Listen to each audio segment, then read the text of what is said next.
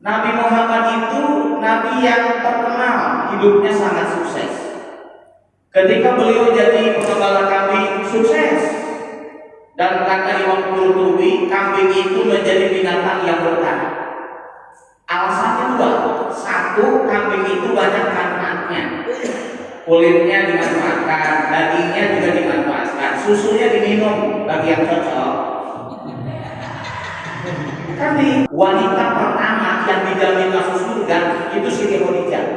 Umurnya berapa tuh? 65 tahun. Ibu berapa sekarang? 62, 3 tahun lagi. Ya. Siap-siap, bukan meninggal nanti. Ya semoga diberikan panjang umur gitu. Sekarang kan musim diskon masalahnya kan. Nah, banyak yang meninggal di bawah 65. Bu bayangkan loh, Siti Khadijah itu cantik, pinter, kaya. Tapi kalau masak nyuruh pembantu, dia masak langsung. Itulah sebabnya maka Siti Khadijah dimuliakan oleh Allah, dimuliakan oleh malaikat Jibril. Itu istri Nabi, enggak lemah. Ibu istri siapa? Orang suami pulang dia, mah masih goreng. Saya ke depan aja nih, malam masih goreng lagi. Saya gampang sih, malam mama lagi TikTok ya. Di sini kan saya udah member di sini ya Bu ya. Di sini mas saya mas. Jadi ngaji itu nggak ada yang ngobrol di sini pagi ada. Iya nunggu kue habis saja satu orang. Ada orang dia. Nyapa lagi ibu-ibu nggak kelihatan sama saya kan? Udah cari aman aja kan gayam menjelaskan. Assalamualaikum warahmatullahi wabarakatuh. Bertemu kembali di channel kesayangan kita semua, channel Senja 12.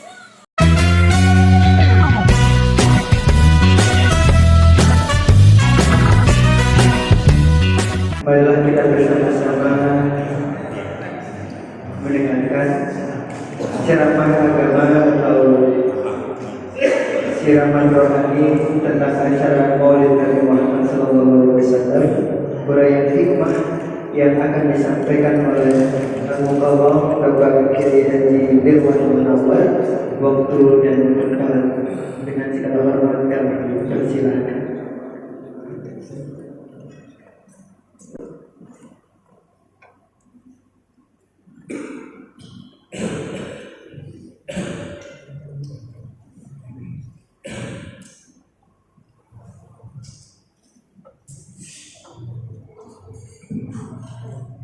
Assalamualaikum warahmatullahi wabarakatuh.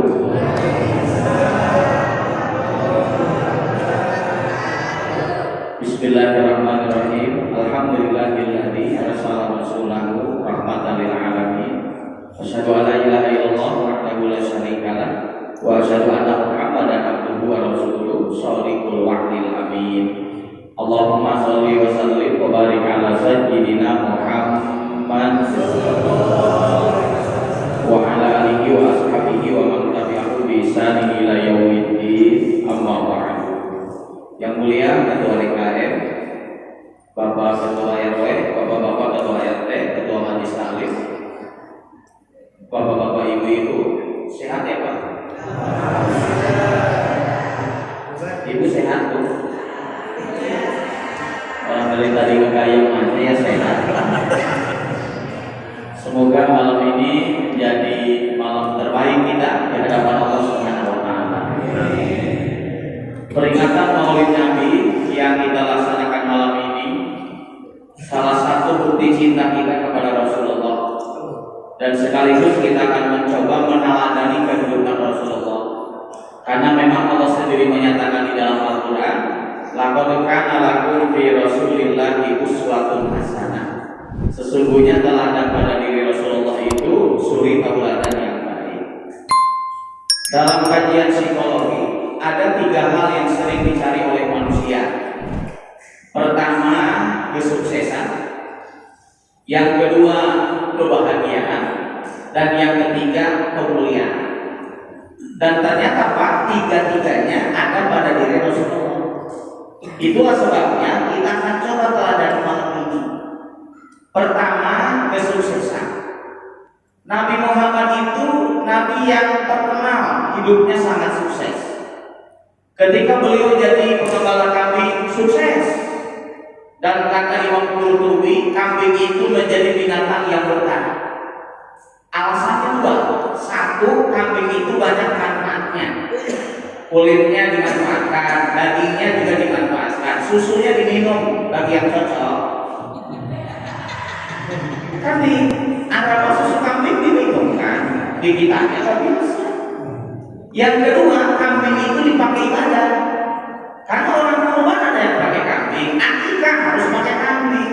Karena kambing banyak manfaatnya dipakai ibadah, maka kambing menjadi binatang yang paling berkah. Maka kalau Bapak ingin berkah, lihat kambing. Bagaimana caranya? Hidup harus banyak mendatangkan manfaat bagi orang lain, dan hidup harus rajin ibadah kepada Allah. Maka insya Allah hidup kita diberkati Allah. Jadi pedagang Nabi Muhammad mah sukses. Mulai dagang 12 tahun, sukses 25 tahun. Makanya kaya itu butuh proses. Bu, sukses itu harus menjadi cita-cita. Kita ingin kaya itu ada prosesnya. Kalau ingin cepat kaya itu yang sering jadi masalah. Makanya saya lihat kalau ada bapak usaha itu maju, itu bagian dari kesuksesan. Beliau membina rumah tangga sukses dengan Siti Khadijah. Nikah usia 25 tahun. Terus Siti Khadijah kan 40 tahun ya. Meninggal di usia 65 tahun. Wanita pertama yang dijamin masuk surga itu Siti Khadijah. Umurnya berapa tuh? 65 tahun. Ibu berapa sekarang? 62, 3 tahun lagi. Siap-siap bu, bukan meninggal nih 65. Ya semoga diberikan panjang umur gitu. Cuma sekarang kan musim diskon masalahnya kan.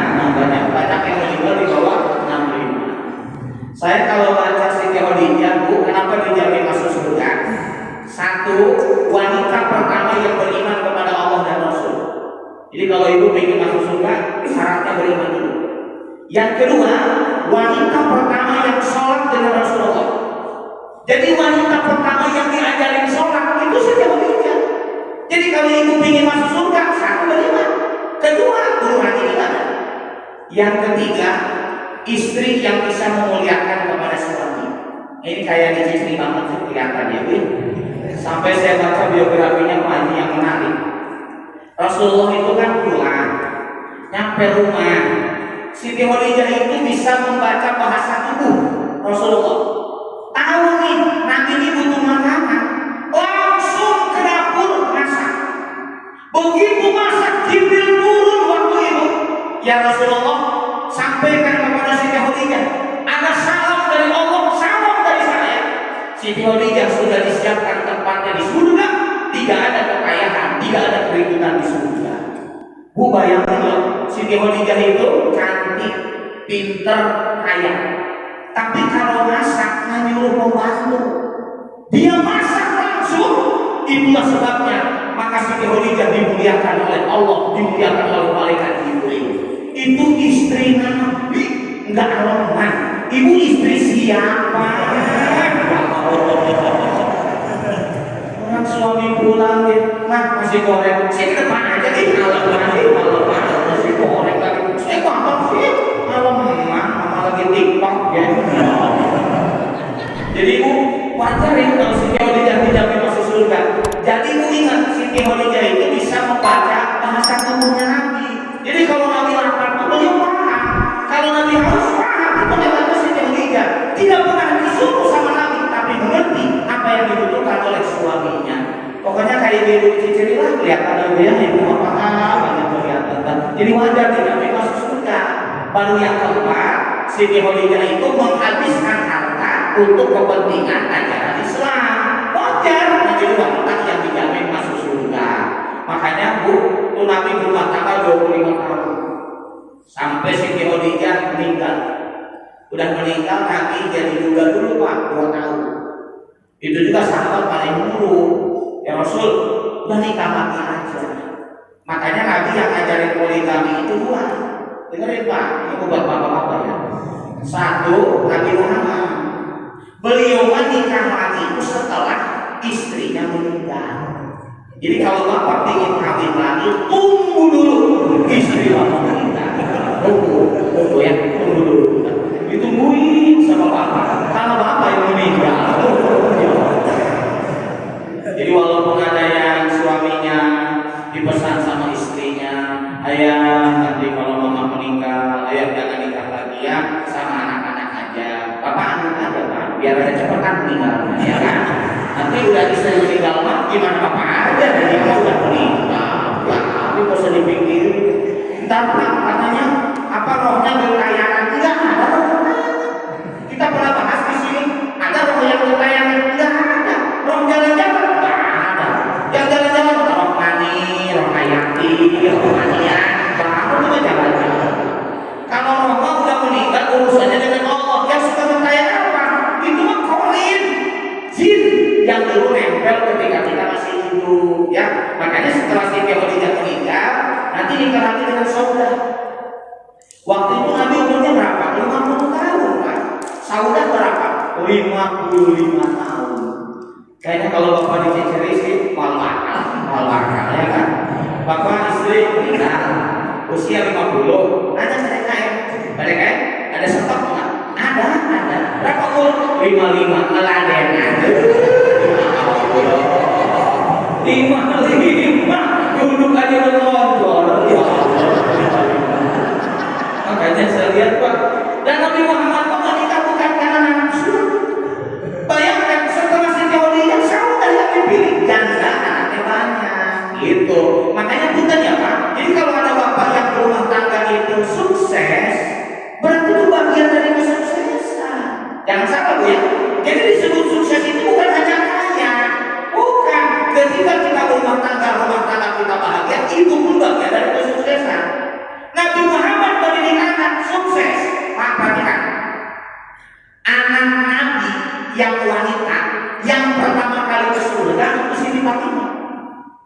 Nabi-nabi yang lain juga punya anak sama, tapi kalau anak Nabi yang pertama kali ke surga itu Siti Fatimah. Kalau anak Nabi Ibrahim jangan diomong karena anaknya laki-laki kan. Ya kalau Nabi Ismail ke surga, aku ada dong Nabi cuy. Nabi Isa ke surga, Nabi. Tapi anak Nabi Muhammad yang laki-laki meninggal semua waktu kecil. Yang perempuan yang pertama kali ke surga itu Siti Fatimah. Artinya apa? Bapak Ibu, kalau kita selama ini punya anak-anak kita soleh dan soleha, ya Bu ya, anak-anak kita hidupnya mandiri, itu pun bagian dari kesuksesan. Dan saya titip begini Pak ya Ibu, tidak ada anak yang bisa membalas kebaikan orang tua. Enggak ada. Saat saya ambil contoh, dulu waktu anak-anak kita masih kecil, asal mau makan, mak, sate kambing sih mak, udah beli ke depan, uang mak, beli. Si mak, sate sapi sih, beli. Itu rutin aja. Sekarang kan anak-anak itu udah sukses, pulang ke ciceri, mak, yuk mak, kita makan sate kambing yuk mak, biar enak kita makan bersama. Enggak kuat, tensi darah, enggak kuat. Udah kalau gitu sate sapi aja, buku korban aja di masjid makan daging, enggak kuat. Allah.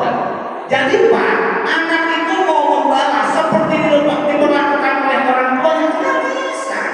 Maka tidak ada anak yang bisa membalas kebaikan orang tua. Maaf ya Pak ya, kalau saya suka lihat sekarang lagi panas, anak pergi ke pantai, diturutin sama orang tua. Sekarang Bapak Ibu udah umur segini, anak pada pulang, Pak, kita ke pantai yuk. Enggak kuat. Coba belum berangkat udah minum angin. Belum berangkat udah minum angin. Nyampe ke sana preske. Jalan dikit keretak koyo. Kaki saja kata. Jadi ibu ada nggak anak yang bisa membalas kebaikan orang tua? Ada. Tapi ibu melihat begini. Alhamdulillah ya Allah, anak soleh dan soleha, anak bisa mandiri, itu bagian dari kesuksesan. Makanya Nabi Muhammad juga sukses mendidik anak-anaknya.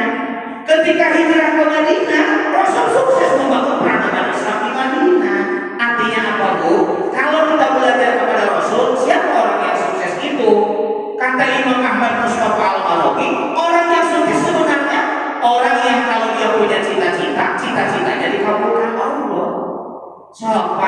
Bapak ingin anak masuk PTN, diterima, sukses. Kuliah di ITB sukses, di Untirta juga sukses, yang di Unpad sukses, Unsera juga sukses. Kenapa? Karena setiap orang cita-citanya berbeda. Ibu anak lulus, ingin dapat kerja, begitu diterima kerja, sukses. Begitu anak udah kerja, ingin dapat jodoh. Ya Allah, jodoh. Bapak ibu sudah berdoa siang malam, jodoh dihantarkan sama Allah. Begitu punya waktu, sukses. Maka jangan bandingkan kesuksesan kita dengan orang lain. Kenapa? Setiap manusia cita-citanya berbeda. Cuma begini Pak, ayo kita belajar Rasul. Bu, ternyata Rasul saja tidak semua cita-citanya dikabulkan Allah. Jadi nggak ada manusia itu yang semua cita-citanya dikabulkan Allah. Saya ambil contoh, ketika perang Badar, Rasulullah sukses. Perang Badar memenangkan oleh umat Islam. Tapi ketika perang Uhud, umat Islam kalah. Sampai 70 penghafal Quran meninggal di Bukit Uhud. Makanya kalau Bapak Ibu suka umroh, mampirkan ke Bukit Uhud. Nabi aja giginya patah, Nabi tidak buka. Artinya apa? Kalau Bapak Ibu punya cita-cita dikabulkan oleh Allah, diberikan kesuksesan, bagaimana caranya? Sikapilah dengan bersyukur kepada Allah. Tapi andaikan kita punya cita-cita tidak tercapai, mohon maaf, jangan sekali-kali kita putus asa. Ini apalagi Pak, yang anak-anak sekarang, generasi sekarang Bu, itu banyak yang mentalnya tidak kuat. Terakhir kita dengar ada kasus calon dokter spesialis kan, anestesi dari Undip bunuh diri. Insya Allah ya. Saya mau sampai bacanya, ya Allah itu dokter ya. Padahal dia itu pintar, terus dapat beasiswa. Saya lihat juga fotonya cantik, bunuh diri. Kan sayang banget ya, cantik-cantik bunuh diri ya. Ya kalau jelek kok pantas gitu ya dia. Cantik, pintar, bunuh diri. Padahal dalam hadis kursi apa kata Allah? Badarun li abdi bi nafsi haramtu alaihi jannah. Siapa orang itu menyuruh aku mau percepat kematiannya, bunuh diri, aku haramkan surga baginya. Nah makanya dalam kajian tasawuf begini Bu, Pak, kalau Bapak punya cita-cita, Bapak punya masalah, kenapa cita-cita itu tidak tercapai? Percaya, ketika Allah menakdirkan kita tidak tercapai, pasti itu di dalamnya banyak hikmah untuk kehidupan kita. Sampai saya lihat begini Pak, kalau Bapak selalu sehat terus Pak, hidup itu nggak nikmat. Nggak nikmat Pak. Nikmatnya sehat itu karena ada sakit. Bu, kalau ibu selalu kenyang aja nggak nikmat. Nikmatnya kenyang itu karena lapar. Jadi begitu lapar, alhamdulillah makan apapun jadi nikmat. Di sini kan saya udah member di sini ya Bu ya. Di sini mas saya mas. Jadi ngaji itu nggak ada yang ngobrol di sini Pak. Iya, nunggu kue habis saja satu orang.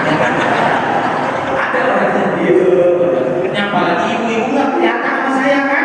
Udah cari aman aja kan gayam, menjelaskan. Ada lah. Ya bapak-bapak gimana nggak makan orang pulang sholat isya belum pulang ya kan? Dibagi dia langsung lah ya kan? Nah itulah sebabnya ya Pak. Jadi bapak belajar juga tadi kalau kita sukses ya bersyukur kita kepada Allah.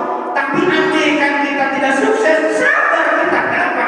Apapun yang Allah takdirkan dalam kehidupan kita, pasti itulah yang terbaik menurut Allah. Maka belajar Rasul. Yang kedua, yang kita cari dalam kehidupan itu adalah kebahagiaan.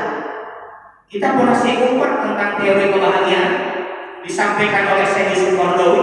Kalau orang bahagia itu kan yang dicari dua. Satu apa? Kesenangan. Yang kedua, ketenangan. Jadi kalau Bapak ingin bahagia, dua aja dicari. Cari kesenangan hidup, tapi cari juga ketenangan hidup. Bicara kesenangan, Nabi juga punya kesenangan. Bu, kalau ada orang yang senang, baju bagus, aku nggak apa-apa. Nabi juga punya baju bagus kok. Kapan Nabi pakai baju bagus? Idul Fitri, Idul Adha, sholat Jumat. Makanya kalau sholat itu pakai baju yang terbaik. Kan Quran yang menjelaskan, ya Bani Adam khudu zinatakum inda kulli masjid. Wahai anak Adam, hiasilah dirimu kalau kamu masuk masjid. Jadi Nabi punya nggak baju bagus? Punya. Makanya Pak, kalau istri Bapak senang beli baju, aku nggak apa-apa Pak, biar senang. diomongin aja. Karena begini, keindahan dunia yang paling hebat bagi laki-laki apa coba? Wanita. Dengerin Bu, jangan pura-pura dengar ya. Bu, keindahan dunia yang paling mahal itu bagi laki-laki wanita. Makanya kalau udah punya istri, dia itu soleha, terus suka menyenangkan, udah bapak-bapak mah bahagia banget. Mobil, rumah dibandingkan dengan istri jauh banget, jauh banget, ya kan? Karena memang keindahannya ada pada wanita. Kalau percaya, ibu jalan dengan suaminya. Kalau suami lagi jalan, terus ada wanita yang cantik, yang melirik, normal, ya mau.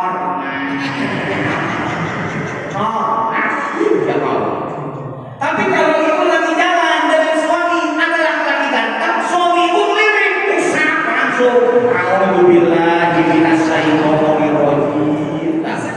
nanti anaknya suami ibu bisa biseksual, itu bahaya. Tapi kalau dia melihat yang cantik senang, nah itu mah normal. Cuma kan bukan berarti suami itu akan mendapatkan wanita itu, enggak, karena itu punya iman. Makanya saya Pak, bapak mau bahagia sih punya istri kayak ibu-ibu yang lagi ngaji begini, bahagia banget, ya kan?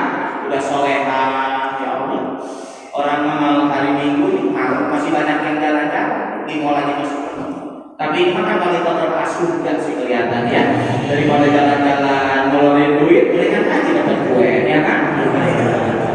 Hikmah alhamdulillah gitu ya. Tapi kalau ibu, keindahan itu ada pada perhiasan. Perhiasan itu soal ada jilbab, ini ibu mah hijau ada 5, ya kan? Putih 6, pink 8, hitam ada 7. Bapak jangan heran, simak ya Allah, bapak mau beli jilbab. Karena wanita senang perhiasan. Makanya jilbabnya lihat di lemari 28. Hari bapak peci itu. Udah 2 tahun udah ganti sampai peci matang di kepala. Ya Allah. Lebaran kok beli sarung beli. Cek itu. Coba cek itu sampai senang beli peci mah nggak beli. Ya Allah. Peci tak beli pakai. Jadi nggak heran kalau ibu senang dengan jilbab itu. Waduh ibu Pak, saya cek bapak ada yang Johor, asar, maghrib, isya, subuh, bajunya itu aja kalau suka. Ibu aja sarungnya. Ibu mah pagi pengajian, Johor pengajian, ganti katanya ganti. Ngapain? Orang mau selfie, rasa bajunya sama. Udah bapak jangan marahin istri kalau beli seragam pengajian, hobi beli baju. Itu antara wanita senangnya dengan perhiasan. Makanya kalau ada orang yang Pak boleh nggak aku punya baju bagus? Boleh, maka itu kesenangan. Ada istri bapak senangnya dandan aja. Atau biarin sih, itu kesenangan. Justru jangan dirawat, itu ya walaupun itu harus tahu diri juga sih. Memang dia pasti beda ya Bu ya. Antara 16 dengan 61 ya beda lah. Kalau waktu 16 kan sabun aja ya, sabun wajah, sabun badan sama. Dulu sabunnya Gip dulu sabunnya kan. Tapi itu 16 mah tetap glowing, sabun murah juga. Sekarang udah beda. Buat badan lain, buat muka lain, tapi hasilnya tetap beda. Ya Bu ya, itu pakai bedak sekarang berapa yang 500.000 tetap aja. Pasti pakai merosot. Karena beda, kulitnya beda. Jadi kalau ada percek orang senang baju bagus silahkan, itu mah kesenangan. Orang senang dandan silahkan, itu mah kesenangan. Sampai ada bapak yang senang punya anak banyak, tidak apa-apa, itu mah kesenangan. Lihat bahasa Tuhan, al-malu wal banun zinatul hayati dunya. Harta dan anak-anak itu perhiasan kehidupan dunia. Makanya ada orang yang begini, rumahnya bagus terus, oh berarti senangnya sama rumah. Di Ciceri mah ada kan Pak, 3 tahun sekali ganti mobil. Jangan diomongin Bu, ya kayak baru rumah sebenarnya. Makanya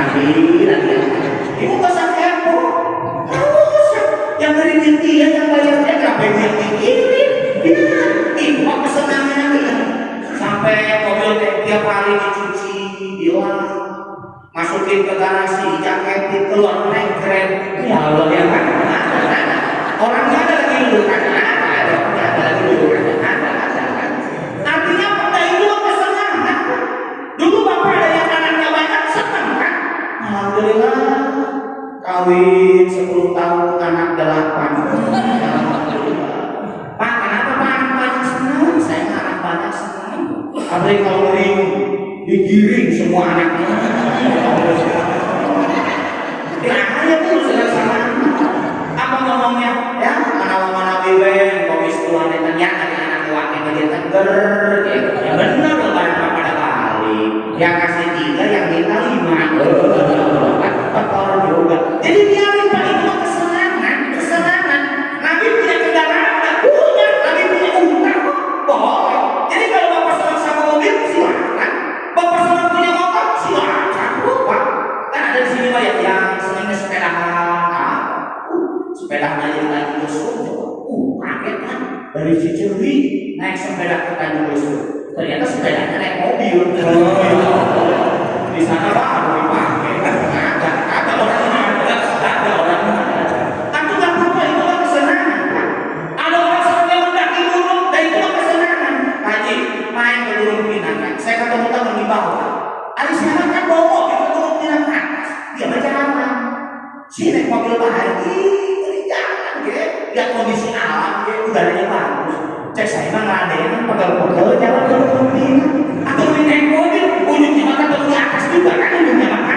Tapi bagi orang yang menikmati itu nggak kesenangannya.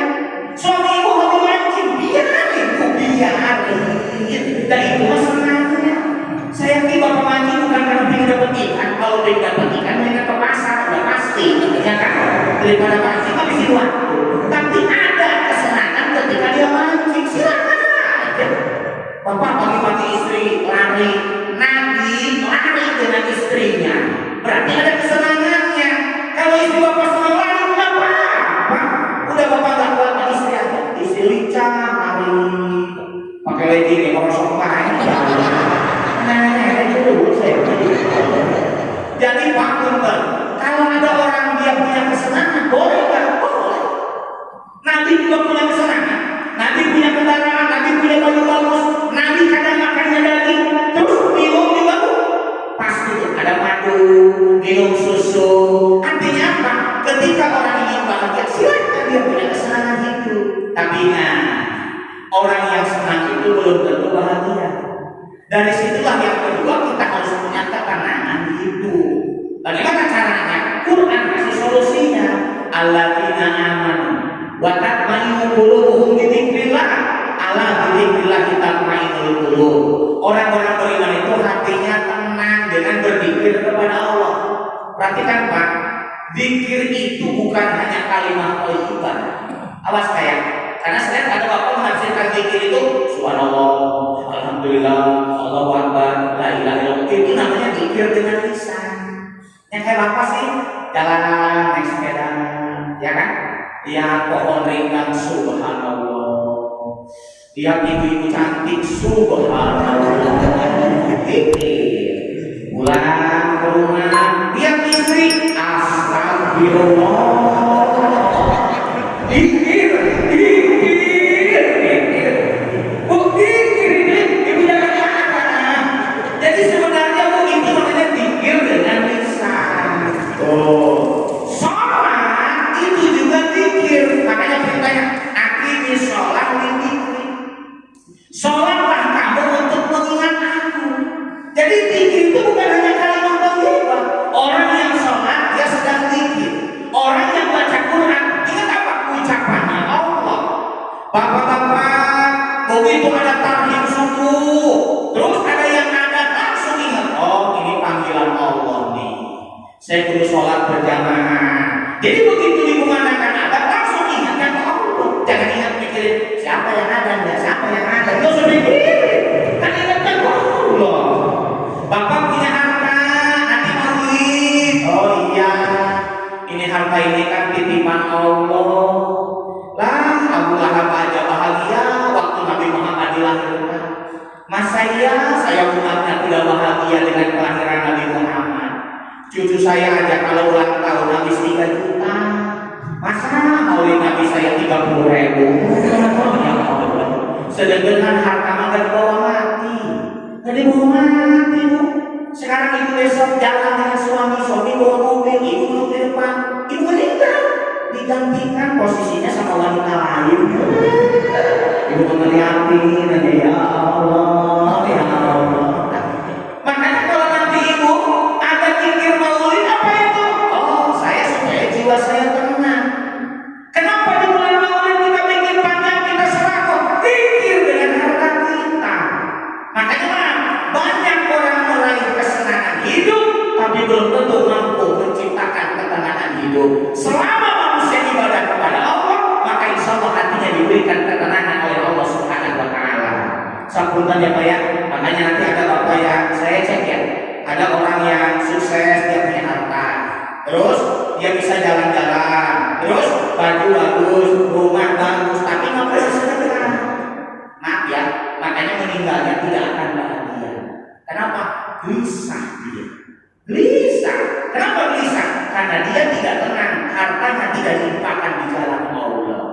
Sekarang bapak punya harta, usaha, udah usaha, sukses, tidak punya harta.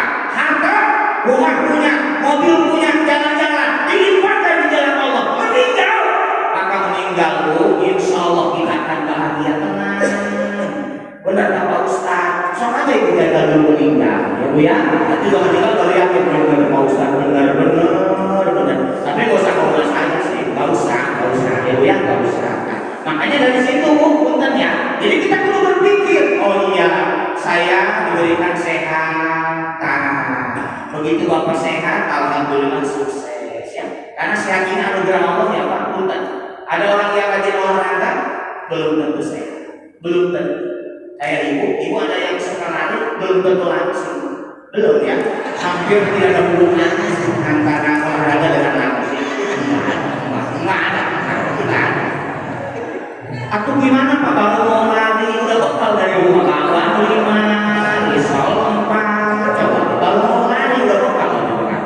Baru nyampe perapatan sana sarapan dulu kebayang kan, lari lagi, sarapan lagi, pulang bekalnya bakso. Ya Allah, makanya olahraga buntang baik ya Allah, dan susah masalah. Makanya nanti begini Bu, ibu pun tanpa Bapak pengen sehat, Allah kasih sukses. Dengan sehat Bapak bisa bekerja, bisa beraktivitas. Tapi begitu sehat, saya akan gunakan ke majelis ilmu. Saya akan coba ya Allah untuk sholat berjamaah di masjid. Begitu Bapak senang, tenang. Orang yang senang dan tenang wajar nanti hidupnya dibahagiakan oleh Allah Subhanahu Wa Taala. Bu maaf ya, makanya di sesi mobil Pak, kalau Bapak tadinya kaya, terus tuanya miskin, banyak yang stres. Saya ulangi ya, tadinya kaya, di kantor punya jabatan, gaji 50 juta. Terus udah tua kan ada penghasilan. Kalau kurang iman, banyak yang stres. Tadinya kaya, udah tua miskin, banyak yang stres. Tapi kalau tadinya miskin, udah tua miskin, biasa. Orang sudah istiqomah miskin, ya. Makanya banyak yang gelisah. Tapi kalau Bapak suka gimana apa? Gak manusia ya. Itu kalau usaha itu kan hanya dilakukan manusia, tapi manusia maka tidak mungkin meninggal sampai rezekinya itu disempurnakan oleh Allah. Bu ya makanya tidak sedikit orang cantik aja masih gelisah orang cantik. Dari situ nanti saya cek banyak yang suka merubah ciptaan Allah. Artis itu udah cantik, kalau tadinya cantik udah buat keriput stres. Tadinya kan glowing, udah tua kan jelek, ya stres. Tapi kalau dari mulanya jelek udah tua jelek, biasa orang dari dulu jelek masalahnya. Makanya saya cek Pak, banyak orang udah cantik sampai operasi plastik, nggak boleh Bu ya. Dan saya singgung dikitnya karena Bapak Ibu juga punya anak. Kalau ada orang operasi plastik itu Pak orang bodoh, dia nggak baca Quran. Padahal di Quran dijelaskan apa? Laqad khalaqnal insana fi ahsani taqwim. Kami ciptakan manusia itu dalam bentuk yang sebaik-baiknya. Jadi bapak-bapak ini Pak ganteng, ibu ganteng di zamannya ganteng. Lah buktinya ibu langsung pacaran berarti ibu cantik. Bapak punya istri kan berarti bapak ganteng. Cuma karena ada orang yang kurang iman, gelisah, dia takut tersaingi oleh orang lain, maka banyak sekarang operasi plastik. Apa ya? Orang kalau udah operasi itu ternyata tidak pernah puas. Sama dengan bapak merehat rumah. Bangun dapur udah beres, dapur bagus, depan jelek kali, depan udah kamar kalian kamar direhat, kamar udah tengah rumah dirubuhin aja sekalian dibangun semua.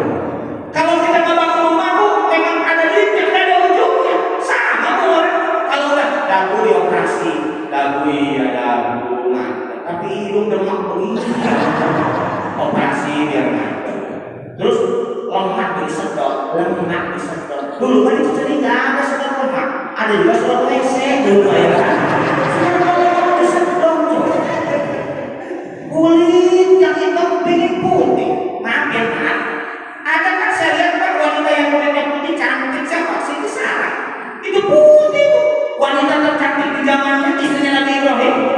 Terus kalau Siti Hajar dari Afrika, Afrika kan kulitnya dua, satu hitam, dua hitam banget, itu Afrika udah. Tapi kan Siti Hajar itu mulia hatinya, itu manis kulitnya, anaknya jadi Nabi Ismail. Jadi ibu ada masalah, ibu kulit hitam, biarin aja. Ya Allah. Pak, kalau bapak beli ikan mas kan, tidak setiap bapak senang sama ikan mas yang boleh kok. Mama yang hitam aja mah, ikan mas yang hitam, yang putih-putih saya mah gak suka. Jadi kalau istri bapak hitam, apa ada ikan mas? Ya Allah kan.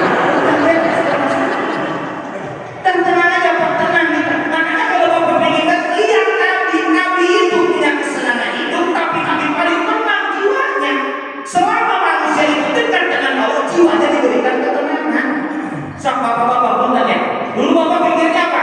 Enak kali ya kalau anakku pada pinter, pada sukses, nanti udah tua teh bisa sama anak. Akhirnya beda kan. Bapak punya anak tiga jauh semua. Tapi kalau orang yang rajin ibadah lain, tak di sini mah sekali bapak punya rumah di Cicerya, jarang, tak pindah jarang. Karena di sini mah sudah biasa bermasyarakat. Maaf ya, kalau bapak dulu di kantor, terus di Cicerinya individualis, begitu kondisi itu mau dengan siapa dia bertahu, bisa mau dihormati, tapi di komplek nggak pernah tahu. Tapi kan di sini mah alhamdulillah, masjid juga pernah orang pensiunan, kok kemana ya kan? Ada orang senang saya kalau sini ya, dia ada ngaji bareng, nanti yang senang bareng, senang lansia, acara-acara ya kan? Ada yang bapak ngobrol di depan, ada di sini ya, dari subuh pikir sampai suruh, ada, ya Allah, nggak pulang pak, nggak capek, saya sering ngomel baik kalau di rumah. Nah itulah sebabnya. Jadi kalau saya perhatikan, yang membuat bapak bahagia kenapa coba? Bapak punya kesenangan hidup, tapi bapak meraih ketenangan hidup. Apa kata bapak? Benar Ustaz ya, seorang ayah itu kan bisa menghidupi 3 anaknya, tapi 3 anaknya belum tentu bisa menghidupi seorang ayah. Namun bapak kurang iman masa? Ya Allah, apa-apa buat anak. Tapi begitu dah uang anak ditelepon aja nggak diangkat, nelpon balik juga nggak, suruh pulang juga susah. Bapak yang kurang iman masuk sama takdir. Tapi kalau orang yang suka ibadah, alhamdulillah ya Allah, biarkan anak bahagia dengan kehidupannya. Tapi Allah hadirkan saya dengan tetangga-tetangga yang baik. Alhamdulillah. Ibu-ibu di sini mah kompak ya Bu ya. Alhamdulillah. Seragamnya juga udah pada lunas kan? Alhamdulillah. Enggak pasti saya ini udah ada 4 majelis taklim yang berhenti. 4 majelis taklim Bu. Kenapa? Karena di komplek itu ada pindah pas pensiun. Makanya kemarin pas saya ngisi acara orang kawinan, maaf Ustaz, dari Ramadan terakhir penutupan, sekarang kita belum mulai lagi. Kenapa? Dan pada nggak ada karena jadi kita nggak bisa pengajian tuh. Hilang lagi member saya bilang aja. Kan di sini alhamdulillah. Ini mintanya kan malam Senin depan pengajian. Yang saya kasih ini malam Senin sekarang karena yang kosongnya malam Senin itu sekarang. Tapi kan di sini kan kapanpun ya Win. Maulid Nabi nggak tahu kan? Nggak malam Senin. Ya orang udah nggak ada kerjaan, aku ngapain sih mikirin Senin? Wah ini pengajian di sini kan nggak usah tetangga. Nah, maka dari situ itu ya Pak. Jadi kalau kita belajar ke Nabi, kenapa Nabi bahagia? Nabi punya kesenangan hidup, tapi Nabi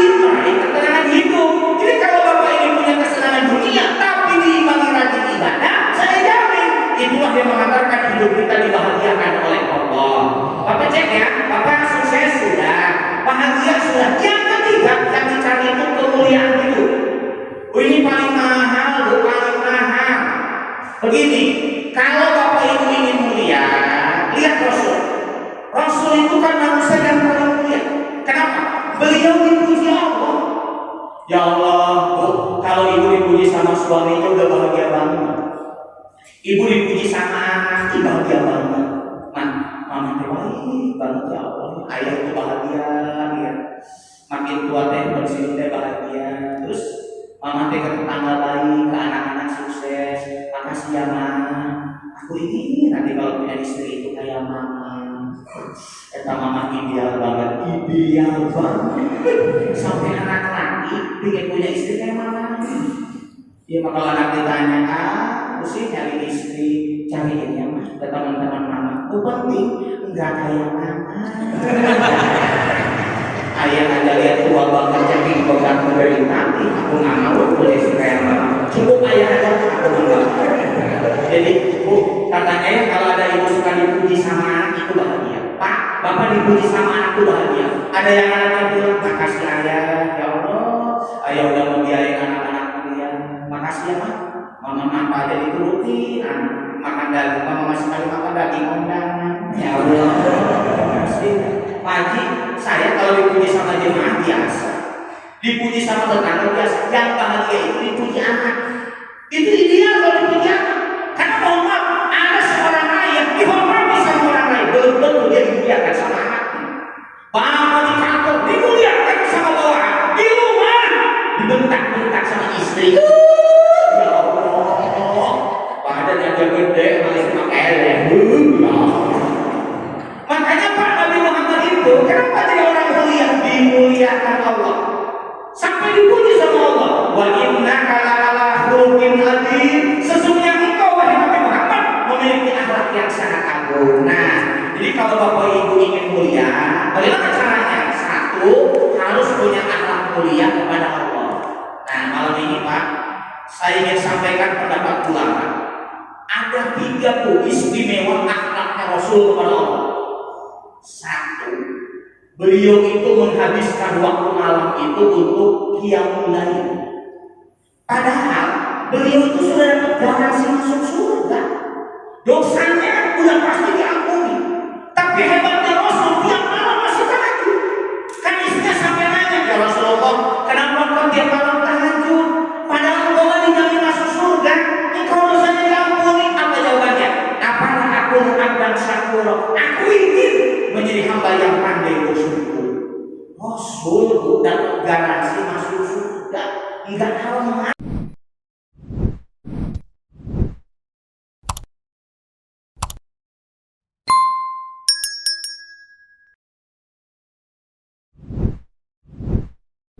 Rasulullah enggak mentang-mentang dijamin masuk surga, semakin dimuliakan Allah, maka Rasul tiap malam sholat tahajud. Itu Rasul yang dijamin masuk surga. Bapak siapa yang ngejamin? Coba. Ini kan baru-baru tahajud subuh aja kesian. Itu di sana pakupatan. Di sini mah alhamdulillah ya. Jam 2 udah pada kencing, ya kan? Makanya kalau ada bapak yang suka malam tahajud, nanti makom kita mulia di hadapan Allah. Karena Allah udah bilang dalam Al-Quran apa? Wa minal laili fatahajjad bihi nafilatan lak asa ayyam asaka rabbuka maqaman mahmudan. Pokoknya siapa bapak itu, kita punya anak, punya mantu, yang kalau waktu malam itu kita gunakan untuk tahajud, pastikan kita punya makom, punya tempat yang mulia di sisi Allah. Kenapa? Allah yang menjelaskan dalam Al-Quran. Yang kedua Pak, Rasul itu dijamin masuk surga, dosanya diampuni, tapi Rasul tiap hari masih beristighfar kepada Allah. Bayangkan, dijamin masuk surga, tapi tiap hari masih istighfar. Satu hadis menjelaskan 70 kali, lain hadis menjelaskan 100 kali.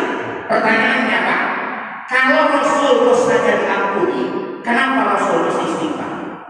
Coba, dosa diampuni, dapat garansi masuk surga, kenapa masih istighfar? Pertama, ada ulama yang berpendapat Rasul beristighfar itu untuk memberikan contoh kepada umatnya. Contoh Pak Rasul itu, artinya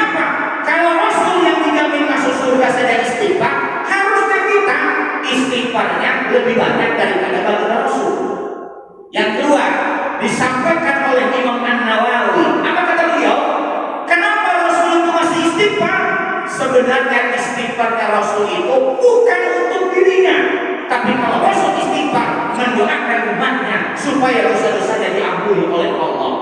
Kalau Rasul saja beristighfar supaya umatnya dosanya diampuni, malu kita kepada Rasul kalau tiap hari kita tidak sempat beristighfar kepada Allah. Makanya Bapak Ibu ya, Pak Haji Punten, saya makan banyak dosa, saya banyak dosa. Makanya saya suka berupaya lah kalau ada waktu saya mau beristighfar kepada Allah. Saya banyak dosa. Ibu punya dosa nggak? Kelihatan dari wajah, nggak kelihatan ya kan? Itu kadang-kadang ngaji ngobrol gimana nggak ada dosa ya. Nah, makanya Pak, kita biasakan tuh untuk beristighfar. Nah, saya cek di sini, maaf ya. Di sini maka ada yang senangnya istighfar, ada yang senangnya tasbih, ada yang tahmid, ada yang takbir, ada yang tahlil, ada yang sholawat. Mana yang paling utama? Istighfar dengan zikir yang lain. Ibnu Qayyim al-Jauziyah memberikan jawabannya sederhana Pak. Istighfar itu ibarat sabun mandi. Tapi kalau zikir yang lain ibaratnya minyak wangi. Artinya kalau kita di pagi hari itu pakainya apa dulu? Sabun dulu, mandi dulu. Udah bersih pakai minyak wangi. Maka kenapa Rasul mengajarkan habis sholat itu istighfar dulu, baru orang baca tasbih, tahmid, takbir, tahlil. Karena istighfar itu cara supaya dosa-dosa kita dibersihkan oleh Allah. Ibu kan begitu ya Bu? Kalau pagi kan mandi dulu, gitu. Udah mandi pakai minyak wangi. Emang ada sih ibu? Ada memang. Bangun tidur langsung minyak wangi ke tukang sayur atau kan hilir nggak jelas kan? Ini bau minyak wangi, mana bau kelek campur kan? Tapi yang bagus mah Bu, kita kan mandi dulu baru pakai minyak wangi, ya Bu. Dan begini Bu, yang paling bagus nih, kalau suami mau keluar rumah, ibu upayakan rapi di depan suami. Dengerin Bu, jangan pura-pura dengar. Ya Bu ya. Jadi kalau suami keluar rumah, upayakan dia menatap istri itu sebelum keluar, lihat istrinya rapi. Oh, jangan ketawa, dengerin ya Bu ya. Nah, di kadang-kadang itu mah kayak suami ngeliatin. Kenapa suami ngeliatin aja? Apakah kapan terakhir kali ya dia mau meninggal? Karena nggak curiga coba ke suami. Padahal yang bagus kalau begitu. Makanya ada bapak yang pakai apa? Istighfar aja dulu, baru dikit-dikit yang lain. Untuk apa? Bersihkan dulu dosa kita, baru kemudian pakai minyak wangi. Rasul yang paling istighfar. Bapak Ibu, kalau kita ingin mulia, lihat Rasul. Malam tahajud berbanyak istighfar kepada Allah.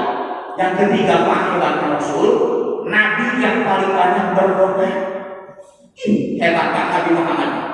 Kan dalam kajian ilmu jiwa Pak, orang yang berdoa itu satu menunjukkan orang itu rendah hati. Yang kedua, orang doa itu menunjukkan dekat dengan Allah. Makanya kalau ibu punya masalah tuh ngajak ke Allah, jangan bikin status ya Allah. Pak, kalau ibu-ibu dulu ya, anak sakit ambil minyak tanah, padahal minyak tanah kawan minyak tanah kan, terus apa? Bawang berung digesek. Jadi anak sakit itu minyak tanah, bawang merah. Sekarang anak sakit ngambil HP, dipotong, cepat sembuh anak mama. Terus kalau bibi ada ya, mama arisan, ditinggal. Kayaknya orangnya ada ini ada orangnya ada lagi ngandar di orangnya ada orangnya. Makanya Bu, kalau kita punya masalah kita berdoa. Rasul itu Pak, Nabi yang paling banyak berdoa. Mau tidur ada doa, bangun tidur ada doa. Dan hebatnya Nabi itu doanya bervariasi. Nabi banyak kalau berdoa Nabi bervariasi. Datang ke pernikahan, apa? Doa dulu. Barakallahu laka wa baraka alaika wa jama'a bainakuma fi khair. Jadi Nabi kalau doa apa? Doa tadi Allahumma hawwin alaina bi syakaratil maut wa najatan minan nar wal afaikal hisab. Kata pengantin mau mati kali saya. Ya Ya benar sih, itu penting aku doanya ya Allah ya. Dan oleh Pak, ada dua doa yang sering dibaca Nabi. Satu, ada di surah Al-Imran ayat ke-8. Hafal kan Bapak itu kan? Hafal, jangan pura-pura nggak hafal, itu orang hafal. Al-Imran ayat ke-8. Ini doa paling sering dibaca Nabi. Al-Imran ayat ke-8. Hafal kan? Hafal, jangan pura-pura nggak hafal ya Allah. Dicek ya. Rabbana la tuzigh qulubana. Terus oh eta Pak Ustaz Pak, itu doa bagus itu. Makanya Nabi baca tiap hari. Rabbana la tuzigh qulubana ba'da idh hadaitana wa hab lana min ladunka rahmah innaka antal wahhab. Ya Allah, janganlah Engkau condongkan hati kami pada kesesatan setelah Engkau memberikan hidayah. Artinya apa Bapak Ibu? Yang paling kita takutkan dalam hidup kalau orang kehilangan hidayah. Bu, mana ibu kehilangan kesehatan, bisa datang lagi sehatnya. Ibu kehilangan harta, bisa dapat yang lebih banyak. Tapi Pak, kalau orang sudah kehilangan hidayah, itulah yang paling kita takutkan. Pak, ada kan orang yang bercerai di usia tua? Ada. Akhirnya kehilangan hidayah. Jadi ibu, waktu pasangan muda, terima kasih Allah. Kau sudah hadirkan laki-laki yang terbaik dalam hidup ya Allah. Aku sudah bersaing dengan 4 wanita lain waktu itu ya Allah. Terima kasih. Kau sudah hadirkan laki-laki terbaik dalam hidupku. Benar kan? Udah biasalah kan? Masih 20 waktu itu umurnya. Mas sudah 62. Ya Allah. Kayaknya saya tertipu, punya suami tertipu. Ya Allah. Ternyata asli nama galak. Pelit ya Allah. Saya juga ketipu cucu 4 ya Allah. Ketipu baru 2 bulan ketipu. Kalau punya cucu ini ketipu. Pak RT ya, Pak RT mana? Suami pensiun juga cerai sama istri. Ya Allah, ya Allah. Itu orang kan kehilangan hidayah. Terus dia mikir kalau cerai sama suaminya dia mau dapat yang lain gitu. Ini kepedean ya Allah. Umur 58 jadi janda. Bukunya nama second, peminatnya juga kurang. Punten Pak. Makanya kalau Bapak sampai sekarang rumah tangga itu masih utuh, bersyukur itu. Artinya apa? Bapak dengan Ibu tidak kehilangan hidayah. Karena kehilangan hidayah banyak yang cerai di usia tua. Kan kasihan anak atau cucu. Makanya kata Bapak, benar Pak Ustaz. Dan ini Pak yang paling kita takutkan. Ada orang yang murtad di usia tua. Ya Allah ya.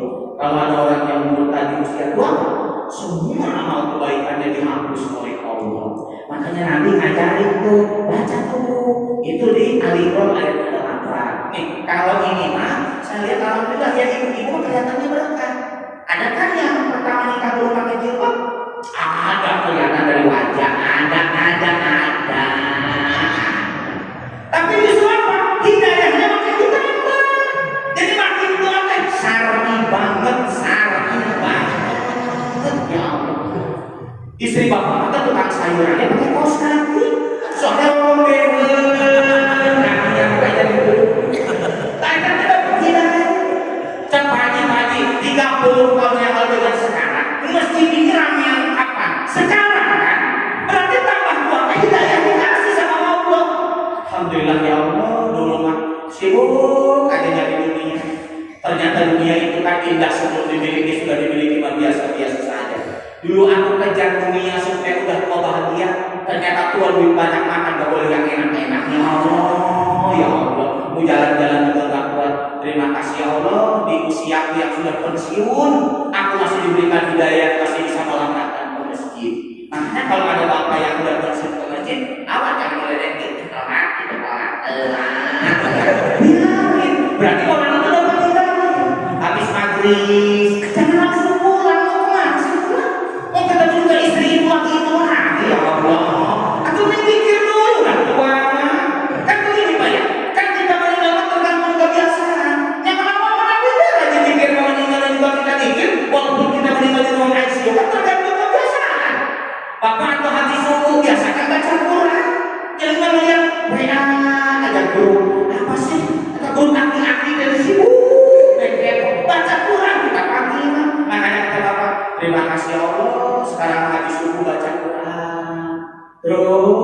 zikir, terus sholat duha. Artinya apa? Bapak tambah usia berarti ditambah hidayah sama Allah. Nah, bisa kita takutkan apa? Tambah usia, hidayahnya diambil sama Allah. Makanya bacanya itu dari ayat 8. Kan ada kan yang dulu mah sa'i banget, usia 55 baru kaya, bibitnya orang. Ya Allah, atau lari aja ke depan pakai bulu mata palsu. Saya melihat pagi-pagi pakai bulu mata palsu, terus orangnya lepas lagi. Ya Allah, bapak-bapak paku pakan. Ciciri nggak ada bagian, nggak ada yang ngaku ya, nggak ada yang ngaku. Makanya ingat ya, di aliran ke-8. Yang kedua Pak, doa yang paling dibaca Nabi Al-Baqarah 201. Al-Baqarah 201. Bapak Ibu hafalan? Hafalan, jangan berulang nggak hafal. Coba saya coba. Rabbana atina fid dunya. Terus wa fil akhirati hasanah wa qina. Atau hafal Pak Ustaz? Itu doa itu hafal. Ya Allah. Nah, jadi Bu yang baca Nabi apa? Ini apa? Bahagia di dunia, bahagia di akhirat, nggak mampir karena nakal. Itu dia namanya. Jadi yang dicari apa Pak? Bahagia dunia, bahagia di akhirat. Kita kuat, kita ada benar. Karena ada orang itu yang ke surga, Nabi belum berangkat. Nah, Bapak Ibu nggak usah, ya kan? Makanya yang kita baca apa? Kebahagiaan di dunia, kebahagiaan di akhirat, dan tidak kita sampai ke neraka, berlangsung ke surga. Dari situ Pak, kalau Bapak ingin mulia di hadapan Allah, ikutin contoh Nabi. Malam saya biasakan untuk tahajud. Bahkan saya akan subuh berjamaah. Apa kata Nabi? Andaikan orang tahu bahwa subuh berjamaah, walaupun sampai merangkak, dia akan datang ke masjid. Oh, saya jadi panjang di pengalaman sebenarnya. Baca riwayatnya Abdullah bin Mas'ud. Ya Allah Pak, dia kan orang buta kan. Waktu ada di pemandangan, dia nanya ke Rasul, ya Rasul, saya ini kan gak bisa melihat. Apakah saya harus sholat berjamaah? Apa kata Nabi? Kamu dengar azan tak? Dengar ya Rasul. Selama kamu dengar azan di masjid, maka kamu harus sholat berjamaah ke masjid. Abdullah bin Mas'ud takut, tapi dia ke masjid. Maka jadi akan jadi muadzin Rasul. Baca biografinya Pak, ya Allah saya sampai merinding. Kan satu waktu dia sholat subuh, di jalan dia keselamatan, berdarah dia kakinya. Karena nggak bisa lihat, dia tetap datang ke masjid. Besoknya dia masih mau, dia datang ke masjid. Begitu dia mau jatuh, dipegangin sama seseorang. Maka dia nanya, kamu siapa? Ingin tahu apa tahu aja. Kamu siapa? Saya akan mendoakan kamu. Tuh etika apa ya? Kamu tuh siapa? Saya akan mendoakan kamu. Artinya apa? Kalau ada orang yang baik sama kita, doakan orang itu. Apa kata dia? Kamu nggak usah tahu siapa saya. Emang siapa kamu sebenarnya? Saya adalah setan. Kaget dia. Kok kamu kenapa nolong saya? Kemarin kamu datang ke masjid, kamu terjatuh, kamu terluka, kamu datang ke masjid, berat kamu ke masjid, banyak dosa yang diampuni oleh Allah. Kalau hari ini kamu jatuh lagi, makin banyak dosa yang diampuni. Saya tidak mau dosa diampuni. Saya bantu kamu supaya tidak terjatuh kembali. Jadi setan apa kelihatan yang benar itu kelihatannya Allah. Padahal merugikan buat kita. Makanya bapak kan tak ada yang sampai nolong lagi ke sini. Bapak mah bisa melihat semua. Masa subuh sampai ke masjid, mau kemana sih subuh-subuh? Makanya bagi bapak-bapak yang suka berpikir, ya Allah, pokoknya saya mengikuti Nabi lah. Kalau bisa sesempatkan tahajud, saya nyampe ke masjid, tahiyatul masjid. Karena ini mau masjid Pak ya. Kalau mau sholat nggak ada tahiyatul sholat, nggak ada. Bapak sholat di lapangan, tahiyatul lapangan, nggak ada. Tahiyatul masjid itu hanya di masjid, bukan di lapangan. Makanya bapak tahiyatul masjid, terus mau kuliah subuh, saya sholat subuh. Maka kalau bapak malam sempatkan tahajud, terus perbanyak istighfar, perbanyak doa. 3 indikator itulah yang mengatakan kita mulia di hadapan Allah Subhanahu wa Ta'ala. Yang kedua Pak, udah berapa nih? Karena 10 ya. Enggak, tadi udah 1 jam ini masalahnya. Kalau lewat 1 jam kan lembur gitu lewat 1 jam ya. Betul masalahnya. Enggak laku di sini ada dulu canda. Ya, di sini mau saya senang. Yang kedua Pak Puter, kalau ingin mulia, punya akhlak kepada sesama manusia.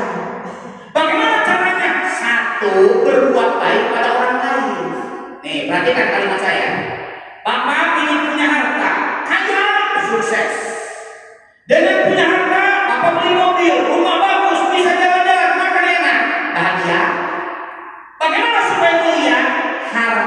itu harus dirasakan manfaatnya oleh orang lain. Makanya orang yang rajin sedekah itu nanti dimuliakan oleh orang lain. Jangan memuliakan diri sendiri. Yang bagus itu kita dimuliakan sama orang lain. Makanya kalau ada bapak nanti maulid terus kita bikin panjang kecil-kecilan dibagikan kepada orang lain, emang Pak nggak ngomong terima kasih sama kita? Enggak. Tapi kan bapak jadi mulia di hadapan orang yang terima panjang bapak. Alhamdulillah pengaruh ya dicicari mah pada mudah kita ada kebahagiaan panjangnya. Mudah-mudahan tahun depan panjang hari ya Allah. Kami bikin panjang aja mati dikit ya Allah. Kalau ada kepanjang mudah ya Allah. Entah. Jadi ibunya jadi mulia. Sekarang coba bapak cek, bapak kaya, bapak rumah bagus, pelit. Nah, tidak mungkin kita dimuliakan oleh sesama manusia. Tapi ibu di sini alhamdulillah. Pulang habis jalan tuh, ini ada kemplang dan lampu merah dari merah. Ibu dikitnya alhamdulillah. Ibu, mangga berbuat baru ada 5 nyicip aja yang lihat. Alhamdulillah. Makanya kalau kita suka berbuat baik kepada orang lain, itu yang mengatakan kita dimuliakan oleh sesama manusia. Bapak cek, bapak bikin sehat di usia-usia yang 60 tahun sehat. Dengan sehat, bapak bisa jalan-jalan. Pertanyaannya, apa yang bisa saya berikan kepada orang lain dengan nikmat sehat ini? Nah, makanya kalau ada tetangga yang membutuhkan, bantu dia. Semakin kita bisa berbuat baik kepada orang lain, kita akan dimuliakan oleh sesama manusia. Makanya maaf ya, orang kaya itu tidak mungkin dia mulia. Pejabat yang tidak pernah mendatangkan manfaat tidak mungkin jadi mulia. Orang sehat tidak mendatangkan manfaat tidak mungkin jadi mulia. Orang jadi mulia kalau hidupnya bisa mendatangkan manfaat bagi orang lain. Apa kata Nabi? Khairun nas anfa'uhum linnas. Manusia terbaik itu yang bisa mendatangkan manfaat bagi manusia yang lain. Yang kedua, Pak, hargai kebaikan orang lain. Nabi Maya Bu, kalau ada orang yang ngasih diterima dan didoakan. Waktu Abu Lubabah menyerahkan zakat, apa kata Allah? Washolli alaihi, inna sholataka sakan lahu. Doakan mereka, karena doa itu mendatangkan ketenangan buat mereka. Maaf, kalau Bapak berpikir Ibu yang berbuat baik itu yang ngasih, rasanya yang ke surga bapak-bapak semua. Nggak tahu Ibu ada di mana nantinya, ya Bu ya. Tapi Ibu bisa ke surga juga. Dan kenapa? Menghargai kebaikan suami. Itu makanya suami nggak pensiun. Nggak yang udah pensiun ya. Ini buat mama uang belanja sebulan cuma segini mah 17 juta. Makasih ayah, makasih. Ada Pak istri Bapak yang begini. Tuh dia bukan bapaknya kan? Dia mau udah suami pensiun, ditekan. Udah sih usaha dia yang masih muda usaha. Ntar mama gak bisa hilik ke Lembang, gimana sih? Udah usaha. Makanya banyak yang suami meninggal sebelum waktunya. Ya bakti. Sok jangan jauh, betul. Pak, Bapak hebat baca Qurannya. Jadi imam. Apa itu? Berbuat baik dengan ilmunya. Bapaknya jadi mampu. Bagaimana cara berbuat baik? Hargai aja imamnya. Pokoknya siapapun imamnya jangan diprotes. Bisa juga enggak protes, udah hargai aja. Baca Qurannya enggak pas. Orang nggak ada lagi gimana? Masa sholat masing-masing? Ya udah hargai aja. Punten Pak. Nah saya juga di masyarakat begitu. Siapapun imamnya saya masuk. Ya ikutin aja jangan protes. Saya keluar. Jadi Pak berbuat baik itu bukan hanya memberi. Hargai kebaikan orang lain. Kenapa banyak wanita masuk neraka? Apa dia tidak sholat? Apa dia tidak puasa? Kenapa neraka? Tidak bisa menghargai kebaikan suaminya. Dengar Ibu, yang kurang dengar, ya Bu ya. Nah, makanya Ibu menghargai aja. Tahu siapa ini yang sedekah malam ini? Bapak yang sedekah malam ini, apa kebaikannya? Sedekah. Terus udah dibagikan. Hargai, nikmati, menikmati makanan itu jadi amal soleh. Jadi kalau ada bapak yang masih kenyang, bawa pulang. Jangan sampai banyak kue yang terbuang. Kenapa? Nanti yang nyampe kuenya tersinggung. Tuh, makanya saya makan kalau suka ceramah di sini, pulang dibawain, ya saya hargai aja, saya hargai. Saya nggak pernah nolak, nggak pernah kan. Kalau saya pengajian besar ini dibawa, nggak usah. Enggak lah, kalau bawa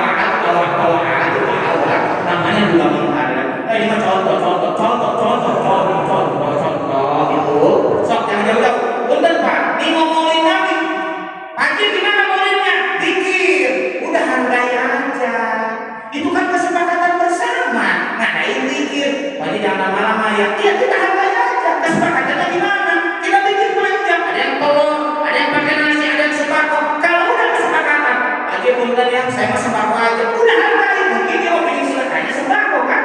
Maka menghargai itu bagian dari amal soleh. Maka malam ini saya berbuat baik dengan apa? Ceramah kan. Bapak itu gimana dapat pahala? Dengerin ceramah saya, menghargai. Jadi bapak itu yang dengerin ceramah saya, dia dapat pahala. Saya juga dapat pahala. Maka ceramah yang lewat dari 110. Udah kan? Udah kita belajar dulu menghargai ya. Jadi saya cek Pak ya, selama bapak bisa dekat dengan Allah, bapak akan mulia di hadapan Allah. Ketika bapak bisa berbuat baik kepada sesama manusia, insya Allah akan dimuliakan oleh sesama manusia. Maka mudah-mudahan ya, lewat momentum Maulid Nabi ini, apa yang kita cari dalam kehidupan kita, semoga ini tiga-tiganya diberikan oleh Allah Subhanahu wa Ta'ala. Satu, lewat Maulid Nabi, semoga hidup kita lebih diberikan kesuksesan oleh Allah. Yang kedua, lewat Maulid Nabi, mudah-mudahan hidup kita dibahagiakan oleh Allah. Dan yang ketiga, semoga dengan Maulid Nabi kita menjadi manusia yang dimuliakan Allah, dimuliakan oleh sesama manusia. Demikian ya Bapak Ibu, kebenaran datangnya dari Allah, salah datang dari diri saya. Mohon maaf ya kalau ada kata-kata yang dulu lantaran kata Bapak Ibu. Tapi di sini mas saya masih senangnya, memang udah anak-anak di sini mah ya. Jadi kalau saya naik juga nggak ada yang pulang, nggak ada. Kata-kata aja. Orang rasa gimana, ya kan? Alhamdulillah. Kan udah penting cocok aja ya, penting cocok kan. Dan saya lihat di sini Bu ada yang udah berapa? 61, 62 baik. Ada yang 63, tapi kalau ngaji kayak gua kan kelihatannya kayak 62. Kayaknya serius banget gitu ya. Kalau saya ceramah itu kayaknya ngerti banget. Kayaknya ya saya ada masalah.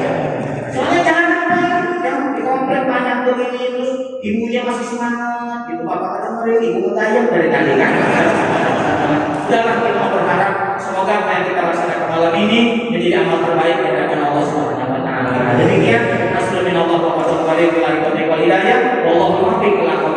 Wassalamualaikum warahmatullahi wabarakatuh.